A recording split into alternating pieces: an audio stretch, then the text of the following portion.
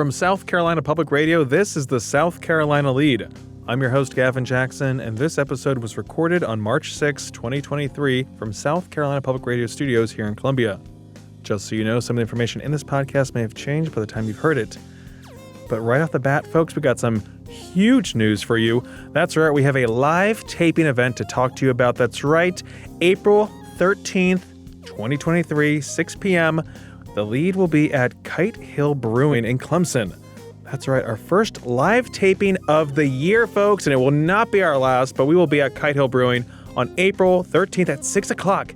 You can find all the details and RSVP for this free event at southcarolinapublicradio.org/lead-laugh-love. That's right, folks. It's South Carolina Public Radio, South Carolina ETV, and the ETV Endowment of South Carolina are inviting you to raise a pint and join us for fun and friendly political discussion at Kite Hill Brewing in Clemson.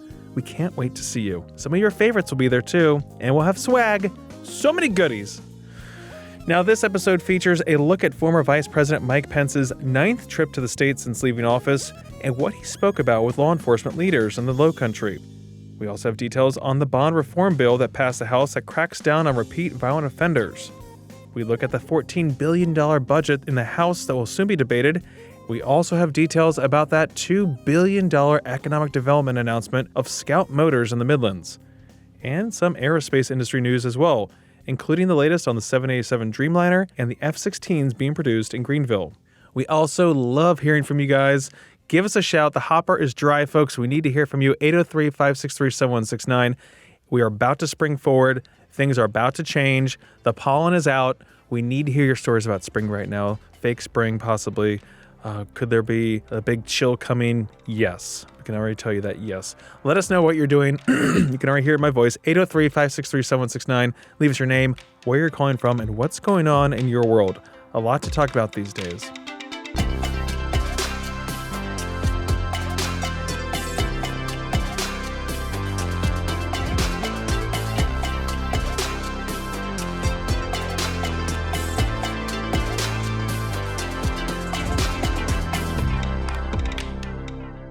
We're going to lead off with some 2024 news.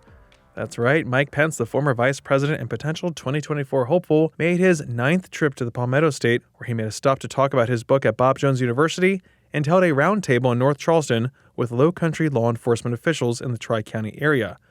I was down there with Pence and heard of the funding issues, recruitment and retention problems law enforcement is facing, as well as the fentanyl crisis affecting the area. Here's Pence. The left's war on cops, the defunding the police movement is resulting in law enforcement officers quitting in droves around this country. We are losing a generation of talent in law enforcement. And I must tell you that one of the things that as a dad,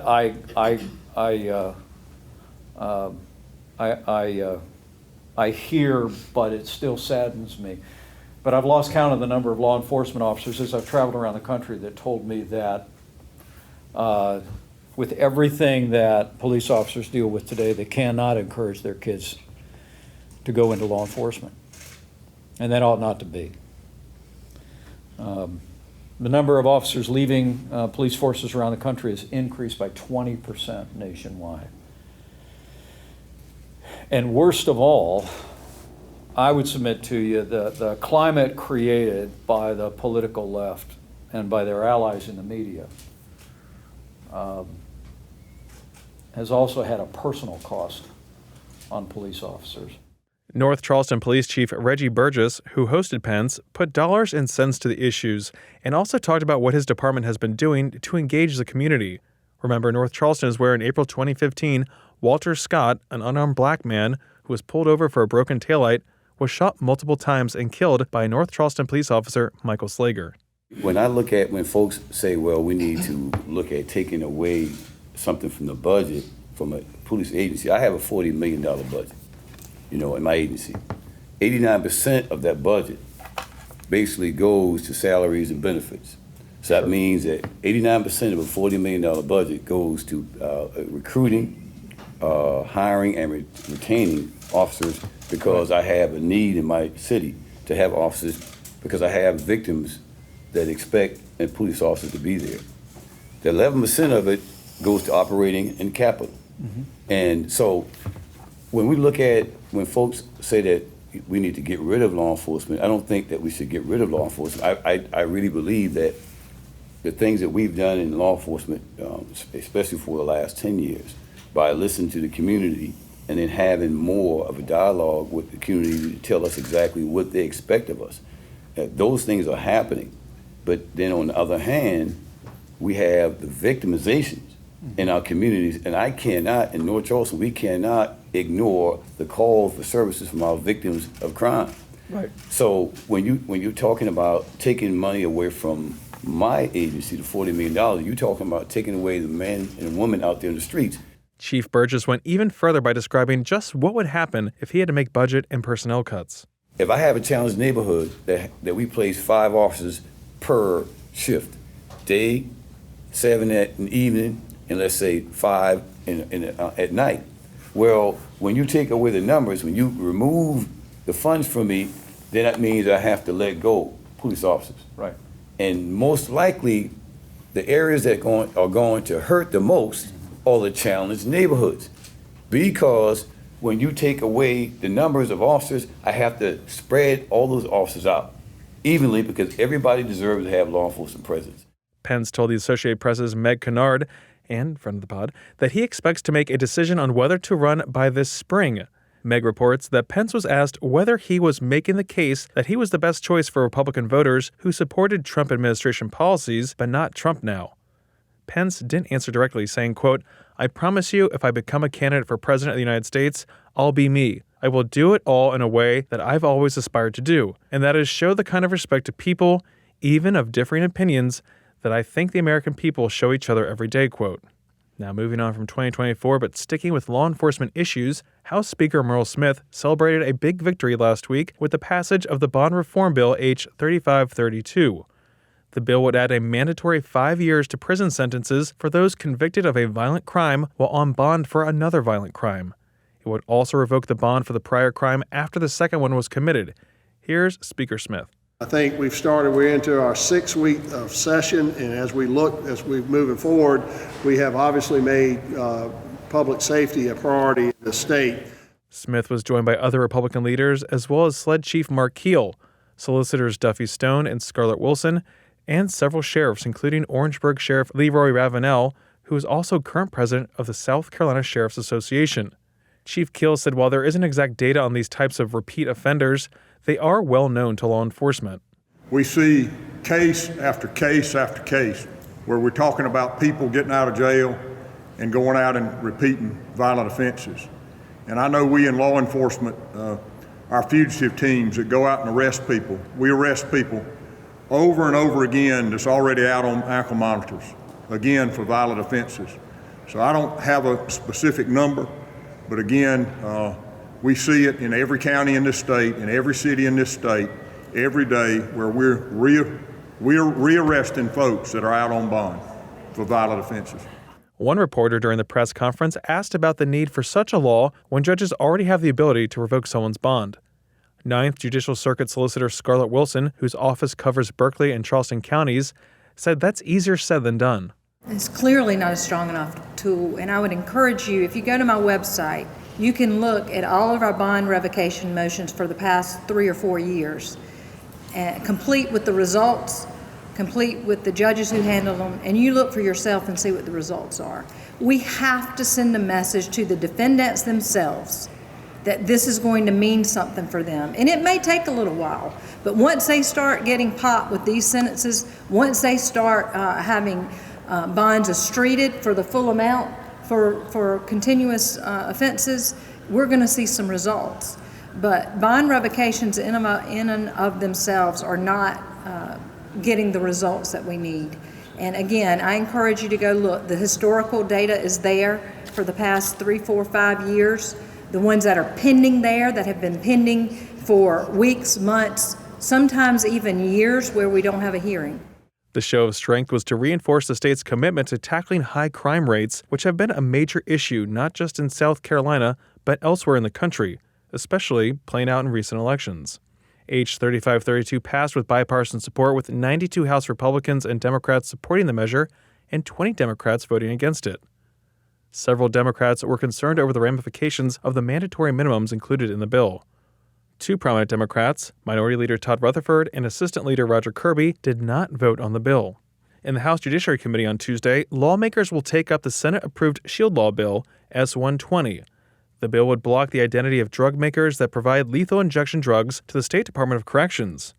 Any purchase or acquisition of these drugs and supplies would be exempt from the state procurement code and would be exempt from all licensing processes and requirements administered by the Department of Health and Environmental Control or by any other department or agency of the state of South Carolina. Furthermore, the out-of-state acquisition of any drugs intended for the use by the department in the administration of the death penalty shall be exempt from all regulations promulgated by the Board of Pharmacy. One regulation that is included in this bill is that no drug shall be used in administration of the death penalty in this state unless it has been approved by the U.S. Food and Drug Administration. Now, the bill also states that the department must order and make available the results of an autopsy of the person sentenced to death to his or her attorney. It also mandates confidentiality of any identifying information of any person or entity directly or indirectly involved in the planning or execution of a death sentence within the state. Now, this bill comes as executions have been halted in the state for nearly 12 years in attempts to restart executions through a law requiring the use of the electric chair if lethal injection drugs aren't available, or through the newly created firing squad option. Those are both being challenged in court. The state Supreme Court earlier this year asked the Department of Corrections for more information on its ability to acquire those drugs. Now, next week, looking further ahead, the House will begin debate on its $14 billion budget. Remember, the budget starts like this. Agencies submit their requests to the Executive Budget Office. They help craft that budget with the governor. The governor proposes his budget, and then the House Ways and Means Committee has the first crack at the budget, and that's where we are right now, folks. Now, previous budget debates have been quick, but this will be the first one under new Ways and Means Chairman Bruce Bannister, as his predecessor rules over the debate. That's House Speaker Merle Smith. Now, in years past, there was work behind the scenes to deal with amendments and requests from members before the debate. We'll see if it's an easy week next week, or if some plan to weaponize the amendment process. But here are some highlights in that $14 billion budget, which includes $2.3 billion in one-time money, including $705 million to contingency reserves and $209 million in capital reserves, which goes toward the capital needs of the state's colleges, universities, and technical schools for construction, repairs, renovations, and maintenance. There's also $96 million in recurring funds for the second year of tax relief, allowing the highest income tax bracket to be lowered from 6.5% to 6.4%. Now let's talk about infrastructure, which is kind of what this pod's into. The Department of Transportation is getting $200 million in non-recurring funds for repair and maintenance of the state's bridges. The county transportation committees are also being allocated $250 million in non-recurring funds to accelerate projects on the state's lower volume and secondary roads. Remember, if you want your road paved, holler at your county transportation committee. That's where it happens, folks. As for state employees, we're talking about pay raises. For full-time employees who make no more than $83,000 a year, they would receive a $2,500 increase in base pay, and full-time employees making more than $83,000 a year would receive a 3% salary increase. This is $124 million in recurring revenue right there. The budget also invests $590 million in new money for K-12 public education. The budget provides for a $2,500 teacher pay increase across all salary levels. This also allows the state's starting salary for teachers to increase from $40,000 to $42,500. That's something that we heard from the governor pitch earlier this year. Also, get this, school bus drivers would see a huge 20% salary increase. That's $17.3 million to retain these folks. Also, the Department of Public Safety would get $14.9 million in recurring funding to provide for school resource officers, enough to provide an SRO for every school in the state. There's also millions going towards scholarships for training and retaining critical occupations in the state, as well as for tuition grants and need-based grants. So a lot there in terms of trying to retain nurses, doctors in rural areas, and also spending money to get those folks who are seeking degrees in industry sectors with critical workforce needs. So a lot there. I've just covered a couple aspects of the budget, but we'll talk more about it in the next episode as we preview next week's budget debate. And real quick, in case you've been under a rock, disgraced, disbarred lawyer Alec Murdaugh was convicted of the June 2021 murders of his wife Maggie and son Paul. After a 6-week trial that gripped the state and nation, a Colleton County jury took around 45 minutes to find Murdaugh guilty. Judge Clifton Newman sentenced Murdoch to 2 consecutive life terms.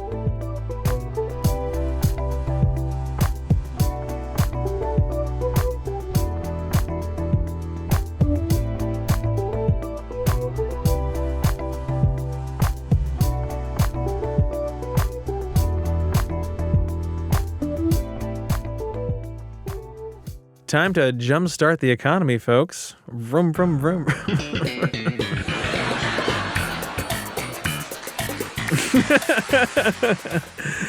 No, it's an electric vehicle. It doesn't make that sound.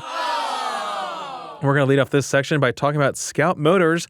They're makers of that next-generation all-electric trucks and rugged SUVs that has now decided to establish its manufacturing operations in Blythewood. This, according to the governor's office.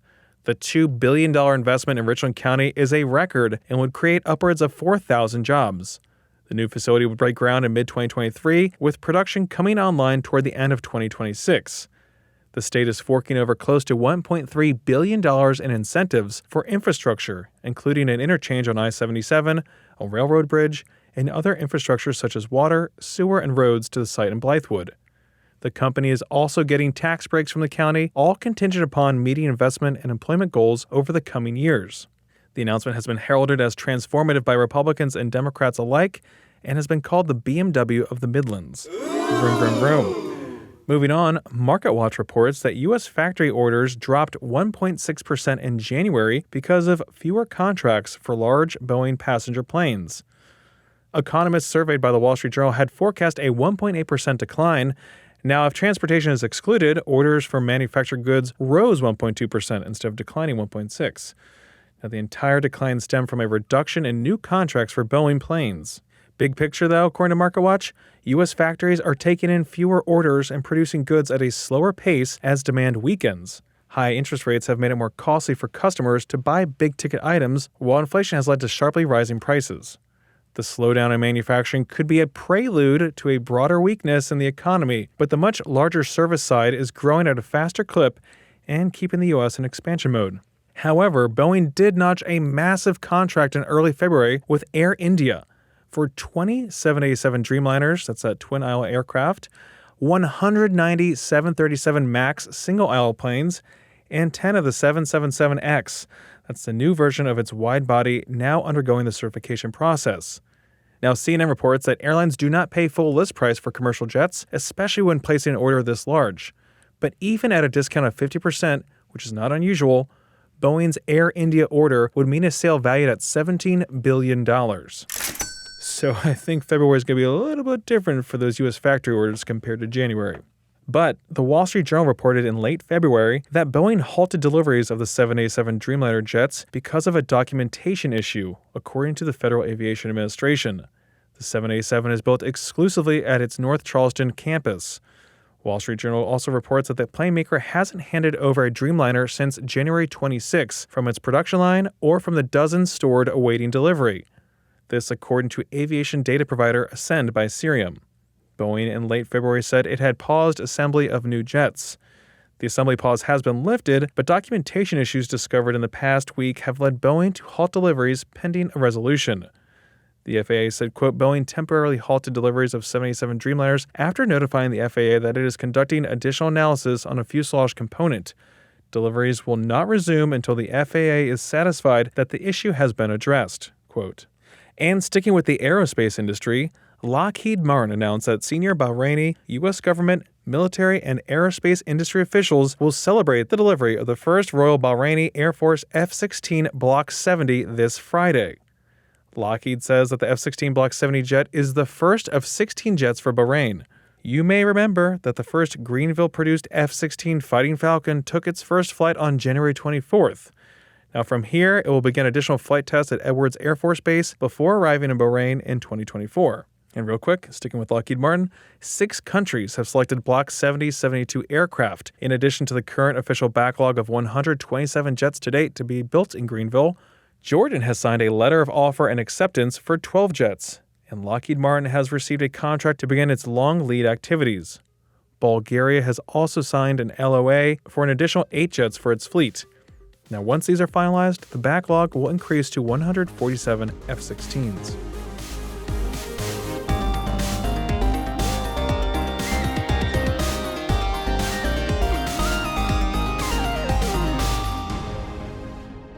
Welcome to the wind down section. We made it. Our little break from the news, our little refuge from the news. It's safe here, folks. We're not going to talk about the Murdaugh trial. It's over. We've made it through. We're going to talk about dreams. And who am I going to do that with? A.T. Shire, folks. Oh, thank you. That's Lead enough. producer, That's executive enough. producer. That's enough, everyone. Thank you so much. He's part of the 1%. Oh, yeah, we are. I am part of the 1%. Gavin is the 98%. We all know that. But this is the yin and yang that everyone Yeah, talks yeah. about. Everyone- Everyone understand creativity. Everyone knows yin 98%. Yes. Yang 1%. The balance. And then there's just the there's an ether. extra 1%. And that is you. So That's why no one's called. They're like, oh, really? That's how you think of us? we need more calls. I do have one call. Don't think I've forgotten about you, Millage. I know you're in there, but I'm saving you, and you know why. Oh. Okay? That's a little tease. We're saving. It's going to come up in the next few episodes, but it is there, and I need a little bit more, okay? Okay. People, I need a little bit more, okay? Yeah, we got things happening here. Anyway, Gavin, you and I both, I don't know if they were synced for some reason, but we had dreams. sort of dream nightmares. dreams. Yeah, fever dreams. I think it was because Pollen-induced fever dreams. you had traveled so much, so many time zones. You Yes. get back, you have a time zone-induced dream nightmare. I just So- realized today that I was still putting things on my Outlook calendar on Central Time. I so love I'm that for you. still behind. Yeah, and this pollen is wreaking havoc I on can't your see. internal systems. Oh, yeah. I'm But part anyway, pollen. Gavin, let's stick with your nightmare first, okay? Let's walk so, it through the people through. Scene setter, Monday. Yeah, it's like March 6th. It's like I'm there. It's like I'm there. Spring out of bed. I don't remember what time it was. It could have been 4:30. It could have been God. noon. A terrible time. Could have been noon. Okay. So I sprang out of bed because I'm always waking up early to go You get my exclusively grind on. spring out. And maybe I didn't spring out of bed. All I know is that I woke up with terror in my heart. And I thought, oh my God, I don't even know why. It wasn't even a vivid dream. The only thing that really kind of stuck out was that I was going bald. Which I don't, there are a few things that really strike fear in my heart. I mean, it's so topical, so it's really not that big of a thing. And of course, my bald-headed or my thinning hair listeners will understand that this is difficult. We stand you. Yes. My father has given me two pieces of advice that really stick out to me. One, he said, life is too short for cheap vodka. And two, smart. Never talk about a man's hair. Okay. And I respect that so much because, we're all going through different journeys. Some have the full head, some are thinning, some are receding. Yeah. I think mine's going back a little bit. I don't it's know. Real. But in this dream, it was spreading from the back of the head. Okay. Was this like, what's the movie Charmed? No, what is it? Light as a feather, stiff as a board? Oh, The Craft? The Craft? It was a little bit like The Craft. It wasn't that extensive. I would say it was more like The Ring, Okay, where I had yeah. 7 days and then Your hair's done. just sloughing off. So, and I told you, I was like, well, I have been seeing some more hair, I think, here and there, but maybe it's just because you get a haircut or, I blow dry my hair in the morning sometimes. So I think that loosens things up. It could have been a number of things. I checked, everything's fine. I told my brothers, I said, God be with you. I'm 36. Things are, if it hasn't happened by now, knock on wood, Things aren't it's working okay. the way they used to. They're not, because I told you earlier, too, that I feel like I've been getting some injuries, mainly from stretching. Yeah, which Like, what's the point of stretching? I love that for you. And It's so not the you're- big injury. You just feel it. You the haven't injury. gotten the injury God, yet. don't tell me that. I've had it. I've had the injury. I've lived through to tell. But also, Gavin, very terrifying. Okay, now tell me your dream. Terrifying for you. Do you think mine was okay? anxiety based? Can someone tell me what these dreams mean? Tell us your dream first. So I know that there's somewhere like if you lose your teeth. The teeth, you're I've had worried the about teeth something. one, and that's a. Well, I've never had that. But whole hair, top falls out. The hair is the teeth of the top of the head. Yeah, I mean, everyone I'm- says that. But anyway, so I had my have dream. teeth without hair. The teeth go straight through and come out the top. It's made of the same stuff. Look it up. That's not true. Anyway, so I had a dream where this scenario was That's terrifying. so we knew for some reason, I don't know if it was an asteroid or what, the world was coming to an end. Okay. I've seen similarities. And we had a firm date, end wow. date for the Okay. world, right? You wanna say what And it is? I don't remember the date. I just knew that it was like tomorrow or something. You know what I mean? And my wife Caitlin in this dream decided to go to work. Well, I'm going to do it anyway. We got to do it. And I mean, I was people like- would be drinking those, so she had to work. But I was like, you don't want to spend it together? The last day we know we're going to die? And she's like, I got to go to the store. What a good little bee. Yeah. A worker bee. Well, you could go there and drink beer with her. That would make sense. I was like, let's watch Lord of the Rings or something. This is how we should go out, you know? I gotta go. And I got she's things like, to do. God, who's going to watch the store? Did you tell her this? Yeah, and she got mad at me. And so she's probably going to be upset that I talked about it here. But like, I was like, man, I woke her up in the night and told her. Hey, babe, tomorrow's doomsday. Don't go to work. Stay home with me. I was just like, just in case if this ever happens, we have a plan now. Yeah. Okay? Oh, yeah. So you locked it down. Sure. You made a commit We to now have a last day on Earth plan Aw. where we're going to watch Lord of the Rings. Can I hang out? Yeah, sure. Come on. Come on. You'll be your first Hey, time. guys, I'm gonna interrupt your together time. Yeah, but what about me, you know? So that was... I'll be working on the podcast script in case things don't work out. If it just misses Someone's somehow got to report. afterwards, you know? There's going to be fallout. And about look who came crawling back. I'm going to look smart, okay? When I know that you spent time with your wife on the last day on Earth. I've already got a script written, okay? So there's that. So people, if you had a dream the other day, Oh, tell us about your dreams. Tell us Call what in. they mean. Tell us what our dreams mean. truly, if you do have if someone here listening does decode dreams, You could literally call us this up is and say not that the you first do. time No. that I've Dream solicited guidance. the guidance. Yes, I need a dream guide and Guru. decoder. Please call in. Anyway, Oh, yeah, Gavin, What does yours mean? I have no idea. My wife works a lot. Anyway, Gavin, hit him with the outro. Have a Yeah. good week. I Yes. hope you liked Indebted too. Sorry. I Oh, hope yeah. Guys, if you let like us that, know. let us know. I've gotten a lot of good feedback. Worked really hard on that. But anyway, Gavin, Yeah. credits. Go now. And of course, also, if you didn't hear us at the top, we will be having our first live tape of 2023 on April 13th at Kite Hill Brewing in Clemson. You can get more details at southcarolinapublicradio.org/bleedlaughlove. Hit that RSVP and get some more deets there. And of course, we love hearing from you guys. We need to hear from you. That's why we have a voicemail box up at 803-563-7169. Give us a shout. We love hearing from you guys. Help us decode our dreams. Tell us about some crazy dream that you've had or some deja vu, which, as we know, is just a glitch in the Matrix. Not pushing the Matrix narrative on this pod. Anyway, you can stay up to date with the latest news on scetv.org and southcarolinapublicradio.org. And don't forget to support your local newspapers. For the South Carolina Lede, I'm Gavin Jackson. Be well, South Carolina.